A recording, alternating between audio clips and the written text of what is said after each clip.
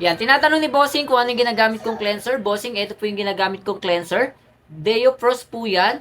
Ayan, Green Caviar Facial Cleanser. Ayan, with CG Well po yan. A light foam that gently exfoliates. Ayan, oh. Ayan, ito po yung ginagamit ko, Bossing. Ayan, total, tinatanong mo na rin naman. Papakita ko sa'yo na ginagamit ko siya. Ayan, pagka naghihilamos ako, ito yung nilalagay ko.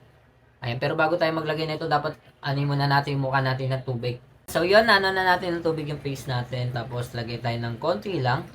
Ayan. Tapos, ganyan yan. Yan siya. Sige, ganyan mo yan, oh. Saka mo ngayon yan sa mukha mo. Ayan. Ayan, ito yung ginagamit ko, Bossing. Ayan, tapos na natin i-ano sa mukha natin. Ayan, bababad ko lang siya ng mga 30 seconds, tapos hihilamusan ko na siya. Ayan, tapos na tayong, tapos ko na siya yung mababad ng mga 30 seconds, hihilamusan ko na siya. Ayan, tapos na tayong maghilamos. Punasan natin ng tissue. Ayan, dapat yung pupunas yung tissue sa mukha ninyo, yung mga malalambot na tissue.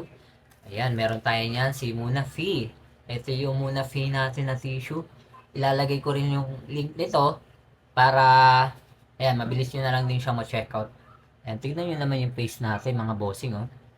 Ayan, tapos na tayo mag-facial wash. Ayan, tapos na tayo mag-cleanser. Gagamit na tayo ng ating toner. Ayan, papakita ko sa inyo yung toner naman na ginagamit ko.